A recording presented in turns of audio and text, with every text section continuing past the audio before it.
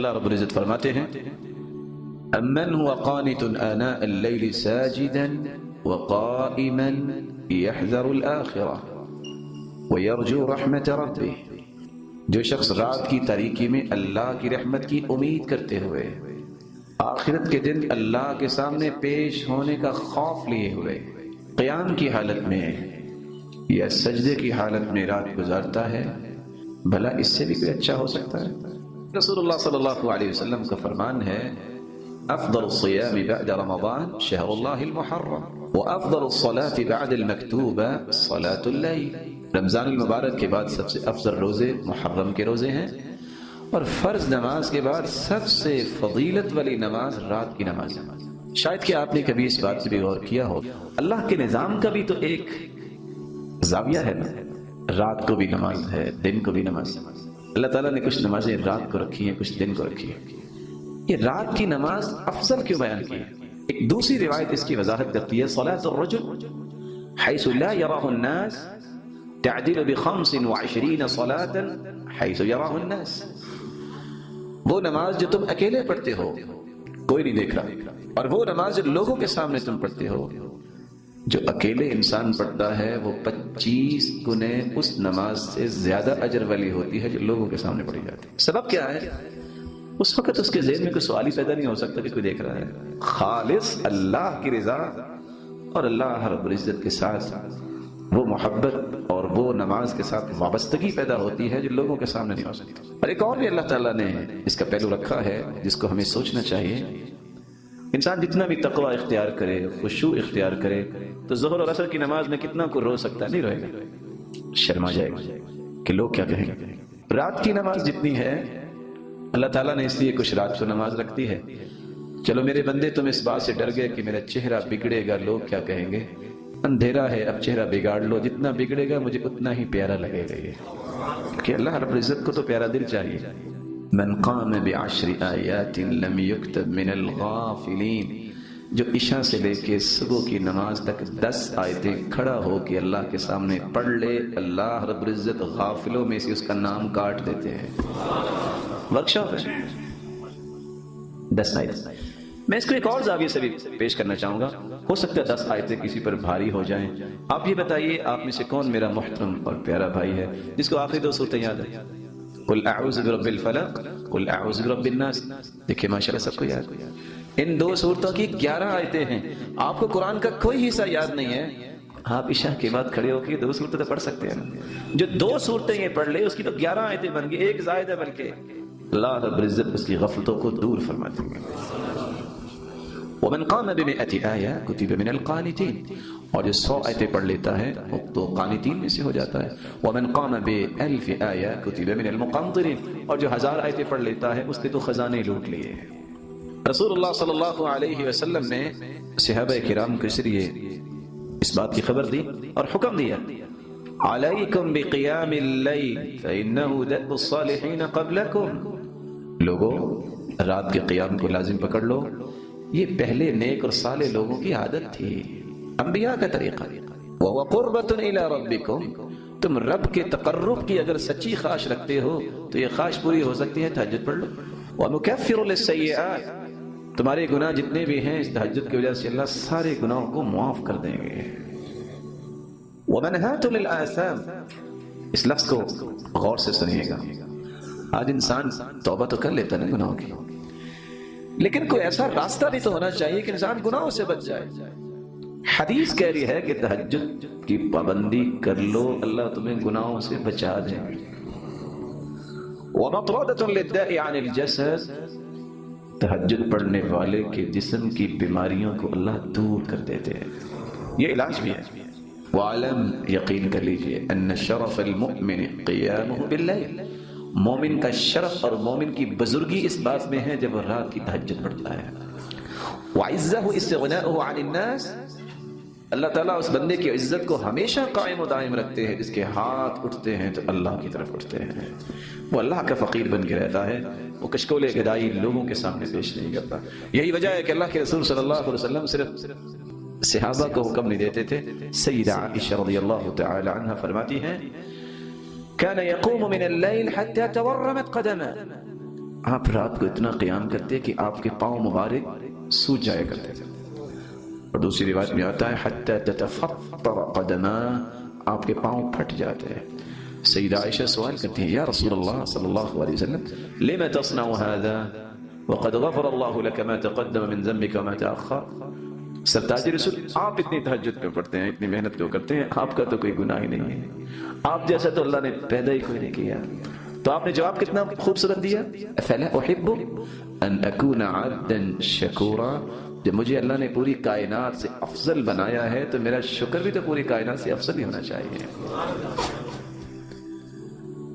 عبداللہ ابن عمر رضی اللہ تعالی عنہ حدیث کے الفاظ ہیں، آپ صبح کی نماز پڑھتے تو آپ تشریف فرما ہوتے، آپ صحابہ کو حکم دیتے من رأى هل رأى احد منكم الرؤيا فليقصها. تو میں سے کسی نے خواب دیکھی ہے تو مجھے بیان کریں، میں اس کی تعبیر بیان کرتا ہوں. آج اتفاق سے خواب کی تعبیر کرنے والا بھی ملتے کوئی نہیں. عبداللہ بن عمر کو بڑا شوق تھا مجھے خواب آئے، لیکن مرضی سے تو خواب نہیں آتی ہے، یہ تو اللہ کی طرف سے آتی ہے. ایک دن ان کو خواب آ گئی کہ میں رات لیٹا ہوا تھا، ایک شخص آیا، اس نے مجھے اٹھایا اور لے کے چل دیا. آگے دیکھا تو ایک تنور ہے، اس سے آگ نکل رہی ہے. میں خوف زدہ ہو گیا، ففزعت، میں ڈر گیا. ایک آگے سے فرشتہ آیا اور کہتا ہے لم ترى، لم ترى، ڈرنے کی بات نہیں. جلدی سے مسجد پہنچے، نماز پڑھی صبح کی. خواہش تھی کہ خواب بیان کروں، وقت ہی نہیں ملا. اپنی بہن حفصہ رضی اللہ تعالیٰ عنہ کے گھر چلے گئے، جا کے خواب پیش کی.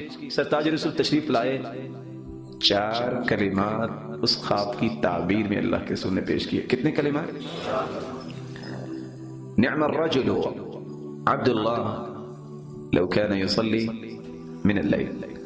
عبداللہ بہت اچھا انسان ہے اگر وہ تہجد پڑھنے لگ جائے. فهذه الكلمات الأربعة، فهذه 4 كلمات غيرت حياة عبد الله بن عمر. کتنی عمر تھی؟ اس کے بعد 84-86 سال زندہ رہے. نافع غلام بتاتے ہیں پھر دوبارہ زندگی میں رات کو اس وقت تک سوتے نہیں تھے جب تک تہجد نہ پڑھ لیتے. پیالہ پانی کا رکھا ہوتا، جب اونگ آتی تو بھگو کے اپنے چہرے پہ لگا لیتے. پھر خواب آئی، اللہ کے رسول کے پاس پہنچے. سرتاج رسول، خواب میں نے دیکھا کہ ریشم کا ایک ٹکڑا ہے اور میں اس پہ بیٹھا ہوں اور جنت میں پہنچ گیا ہوں. پھر کہتے میں دائیں طرف دیکھتا ہوں تو ٹکڑا ریشم کا اڑاتا ہے تو مجھے ادھر لے جاتا ہے. میں بائیں طرف دیکھتا ہوں جدھر میری خواہش ہوتی ہے ادھر اڑا کے لے جاتا ہے. آپ نے تعبیر کیا کی، نعم الرجل عبد اللہ لو كان يصلي من الليل. عبداللہ بہت اچھا بندہ ہے اگر تہجد کی پابندی کر لے. تہجد کی وجہ سے اللہ تعالیٰ نے کتنے مقامات دکھا دیے. آج یہ نعمت آہستہ آہستہ ختم ہو گئی. رسول اللہ صلی اللہ علیہ وسلم کے صحابی کا بیان ہے کہ اللہ کے رسول جب مدینہ منورہ تشریف لائے تو مدینے والوں کو سب سے پہلا پیغام کیا دیا تھا؟ قدمت المدینہ ورأیت الناس قد انجفلوا الى رسول اللہ صلی اللہ علیہ وسلم. میں مدینہ پہنچا اور لوگ بھاگ رہے تھے، دوڑ رہے تھے خوشی سے. کیا کہہ رہے تھے؟ قدم رسول اللہ، قدم رسول اللہ، قدم رسول اللہ. اللہ کے رسول صلی اللہ علیہ وسلم تشریف لے آئے. میں نے بھی دیکھنا چاہا کہ کون سی مبارک ہستی ہے. جب میری پہلی نظر آپ کے رخ انور پہ پڑی تو میری زبان بول اٹھی ان هذا الوجه ليس بوجه كذاب، یہ مبارک چہرہ جھوٹا نہیں ہو سکتا. اور آپ سب سے پہلا پیغام کیا دے رہے تھے؟ افش السلام، لوگوں سلام کو عام کرو. واطعموا الطعام، لوگوں اللہ کی رضا کے لیے لوگوں کو کھانا کھلایا کرو. وصلوا الارحام، رشتہ داروں کے ساتھ اچھا سلوک کیا کرو. وصلوا باللیل والناس نیام، جب لوگ سو رہے ہو تو تم اللہ کے سامنے کھڑے ہو کے تہجد پڑھا کرو. یہ پہلا پیغام تھا. اور آج انسان کتنا پریشان ہوتا ہے کہ میری کوئی بات سن لے، کوئی مان لے. منتیں کرنی پڑتی ہیں. لیکن ایک یہ پہلو ہے، دوسرا وہ پہلو ہے ينزل ربنا تبارک وتعالى كل ليلة الى السماء الدنيا حين يبقى ثلث الليل الاخر. صحیح بخاری اور مسلم کی روایت ہے، رات کا جب تہائی حصہ رہ جاتا ہے تو اللہ رب العزت آسمان دنیا پہ نزول فرماتے ہیں جیسا کہ اس کی شان کو لائق ہے. اور پھر کیا فرماتے ہیں؟ من يدعوني فاستجیب له، کوئی ہے میرے بندوں میں سے مجھ سے دعا کرنے والا، میں اس کی دعا کو قبول کروں. من يسألني فأعطيه، کوئی ہے جو سوالی میں اس کے سوال کو سن کر اس کو عطا کر دوں. من يستغفرني فأغفر له، کوئی ہے جو اپنے گناہوں کی بخشش مانگتا ہے مجھے معاف کر دو؟ اور دوسری روایت کے الفاظ ہیں هل من مستغفر، کوئی ہے بخشش مانگنے والا؟ هل من مسترزق، هل من داع، کوئی ہے رزق کا متلاشی؟ فلا يزال كذلك حتى يضيء الفجر، جب تک فجر کا وقت نہیں ہو جاتا مالک الملک اپنے بندوں کو بلاتے ہیں آؤ مجھ سے جو لینا ہے لے لو۔ اللہ رب العزت اس وقت کو غنیمت سمجھنے کی توفیق عطا فرمائے۔ رسول اللہ صلی اللہ علیہ وسلم کا فرمان ہے اللہ تعالیٰ 3 لوگوں کو بہت پسند کرتے ہیں، ثلاثة يحبهم اللہ ويضحك إليهم ويستبشر بهم، 3 لوگوں کو جب دیکھتے ہیں تو اللہ مسکراتے ہیں، خوش ہوتے ہیں۔ ان میں سے ایک وہ ہے، کون سا شخص؟ له امرأة حسناء وفراش لين حسن، بیوی بھی ہے اور نرم ملائم بستر بھی ہے، يذر شهوته ويقوم، يذر شهوته ويذكرني ولو شاء رقد، نہ وہ پرواہ بستر کی کرتا ہے نہ وہ پرواہ بیوی کی کرتا ہے، اللہ کے سامنے کھڑا ہو جاتا ہے۔ اللہ فرشتوں سے مخاطب ہو کے فرماتے ہیں یہ چاہتا تو سو سکتا تھا لیکن میری یاد کے لیے کھڑا ہو گیا، گواہ رہنا میں نے بھی اس کو جنتی بنا دیا۔ اور اللہ تعالیٰ نے کتنی آسانی کی ہے، آج تو اس امت کو تو اللہ نے انعام ہی بڑے دیے ہیں، کیونکہ اس امت کے جو پیغمبر ہیں اس جیسا پیغمبر اللہ نے پیدا ہی نہیں کیا، اور قیامت تک ایسی ہستی آئے گی بے مثال ہستی، ذات کے اعتبار سے بھی بے مثال اللہ نے بنایا ان کو، اور بات کے اعتبار سے بھی بے مثال۔ ان کی زندگی کا کوئی پہلو اٹھا لیجئے اس جیسی ہستی آج تک چشم فلک میں دیکھی نہیں۔ نبی کیا سناتے ہیں؟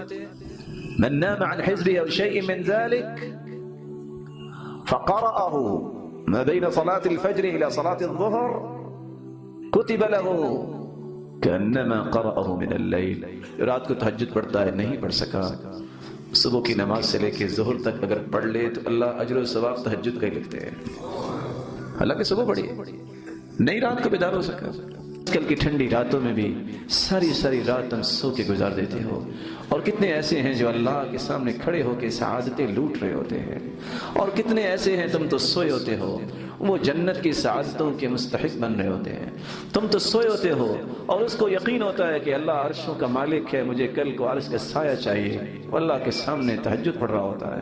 اور یاد رکھ تم سمجھتے ہو کہ یہ زندگی ہمیشہ رہنے والی ہے، اگر دنیا میں کسی کو بقا ہوتی، سالمیت ہوتی، تو وہ سرتاج رسول محمد مصطفیٰ کو ہوتی، لیکن وہ بھی اللہ کے پاس چلے گئے، تو دنیا میں تو کسی نے نہیں رہنا۔ اس بقیہ زندگی کو غنیمت جانیے، اللہ اکبر، اور اس غنیمت کو بھی اپنے لیے نعمت جانیے کہ مجھے اللہ نے چند سانس دیے ہیں، میں اپنے رب کو راضی کر لوں۔ وہ کیا وقت ہوگا جب قیامت کے دن تم اللہ کے سامنے کھڑے ہوگے اور ان لوگوں کو انعامات سے نوازا جائے گا جو تہجد پڑھنے والے ہیں، تم وہاں جو حسرت کرو گے اس سے بہتر ہے کہ کچھ وقت نکال لو۔ مالک ابن دینار رحمۃ اللہ علیہ جب ان کے بھانجے نے دیکھنا چاہا کہ میرے ماموں کون سی عبادت کرتے ہیں، کیسے کرتے ہیں، اس کے کمرے میں داخل ہوئے، انہوں نے مصلی بچھایا، تہجد پڑھنا شروع کی، قیام میں بھی رو رہے، رکوع میں بھی رو رہے، سجدے میں بھی رو رہے، سحری کا وقت آن پہنچا، اور آخر کیا کہتے ہیں؟ آسمان کی طرف نظر اٹھائی، ما عبدناک حق عبادتک، اللہ تیری عبادت کا حق ادا نہیں کیا، اپنی سفید داڑھی کو ہاتھ میں لیا، اور کیا کہتے ہیں؟ اللہم فحرم شیبۃ مالک علی النار، اللہ ایک ہی گزارش ہے، جہنم پہ اس سفید داڑھی کو حرام قرار دے دے۔ رسول اللہ صلی اللہ علیہ وسلم کی بیان کی ہوئی اس نعمت کو صحابہ نے سمجھا، تابعین نے سمجھا، سلف صالحین نے سمجھا۔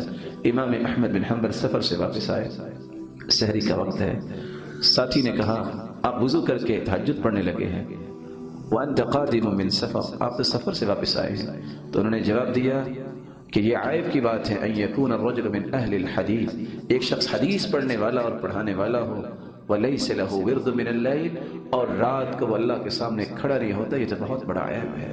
اور اسی لیے سلف کہا کرتے تھے الذی لا یوتر رجل سوء، جو رات کو وتر نہیں پڑھتا یہ تو برے آدمی کی نشانی ہے۔ اس لیے رسول اللہ صلی اللہ علیہ وسلم نے صبح کی 2 رکعتیں اور وتر نہ تو سفر میں چھوڑا نہ حضر میں چھوڑا۔ عادت بناؤ، زیادہ نہیں، 8 رکعتیں نہیں، 2 رکعتوں سے شروع کرو، پھر 4 تک پہنچو، 6 تک پہنچو۔ اور آداب یہ ہے، رسول اللہ صلی اللہ علیہ وسلم کا طریقہ مبارک تھا، تہجد پڑھنی ہے آہستہ آہستہ طبیعت کو بناؤ. كان اذا قام من الليل افتتح صلاته بركعتين خفيفتين. آپ جب تہجد پڑھتے تو پہلی رکعتوں کو خفیف پڑھتے، ہلکی پڑھتے.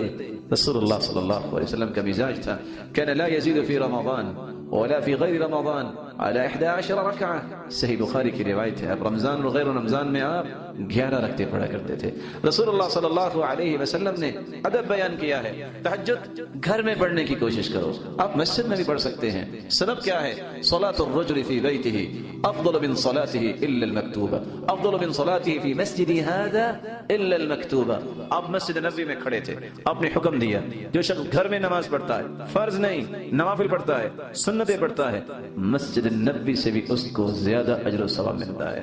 اور مسجد نبوی میں ایک نماز 1000 نماز کے برابر ہے، اور بیت اللہ میں ایک نماز 1,00,000 نماز کے برابر ہے. رسول اللہ صلی اللہ علیہ وسلم اکیلے تہجد کے لیے نہیں اٹھتے تھے، بلکہ آپ آواز دیتے، قومی یا عائشہ فاوتری، عائشہ اٹھو تم بھی تہجد پڑھو. قومی یا عائشہ، دنیا میں اکٹھے نہیں، جنت میں بھی اکٹھے ہی جانا ہے. بلکہ فرمایا من قام، رسول اللہ صلی اللہ علیہ وسلم آواز دیا کرتے، ایقظوا صواحب الحجرات، ان حجروں والیوں کو اٹھاؤ، لکی یصلین، تاکہ یہ بھی نمازیں پڑھیں. کتنے خزانے آج رات اللہ نے اتارے ہیں، رحمتوں کے خزانے، یہ محروم نہ ہو جائیں. اللہ رب العزت ہم سب کو بھی اس بات کی توفیق عطا فرمائے. رسول اللہ صلی اللہ علیہ وسلم کے ایک اور بھی مزاج مبارک تھا. وہ فرمایا کرتے تھے اور پہلے اس پہ عمل کیا کرتے. وہ کیا فرماتے ہیں؟ خیر الامور ادومها وان قل، بہترین عمل وہ ہے جو مستقل مزاجی سے کیا جائے، خواہ تھوڑا کیا جائے. آپ سحری کے وقت نہیں اٹھ سکتے، عشاء کی نماز کے بعد ہی آپ 8 رکعتیں پڑھ لیں. آپ اتنی بھی ہمت نہیں کرتے، 6 رکعتیں پڑھ لیں، 4 پڑھ لیں، اور 2 سے تو اپنے آپ کو محروم نہ کیا کریں. ایک وقت آئے گا 2 بھی 4 اور 6 اور 8 ہوں گی. اللہ رب العزت سے دعا ہے اللہ ہمیں توفیق خاص سے نواز دے. اللہ رب العزت جتنے بھی یہاں تشریف فرما ہے سب کو اللہ رب العزت عزتوں، رحمتوں، راحتوں، برکتوں سے نواز دے. مولا کریم جو روحانی جسمانی بیمار ہیں ان کی بیماریوں کو شفاؤں میں بدل دے. جو کسی مصیبت میں ان کی مصیبت کو خوشیاں بنا دے. جو کسی بھی تنگی میں ہے اللہ ان کی تنگی کو آسانیاں بنا دے. اور جو بے اولاد ہیں ان کی جوڑیوں کو بارونق بنا. الہ العالمین صاحب مال ہیں تو ان کے مال میں برکت فرما.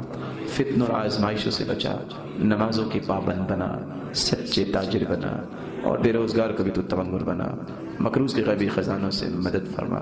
جس طرح آج اے اللہ تیرے گھر میں جمع ہے ہمیں اپنی جنت الفردوس میں جمع فرما، اور اپنے محبوب کی رفاقت نصیب فرما، اور اپنے دیدار کا مستحق بنا. وآخر دعوانا الحمد للہ رب العالمین. اگر آپ چاہتے ہیں کہ آپ کو اسلام سرچ کے نیو ویڈیوز کے بارے میں اطلاع ملے تو آپ اسلام سرچ کے چینل کو سبسکرائب کریں. موبائل یوزرز سبسکرائب کریں اور بیل بٹن دبائیں.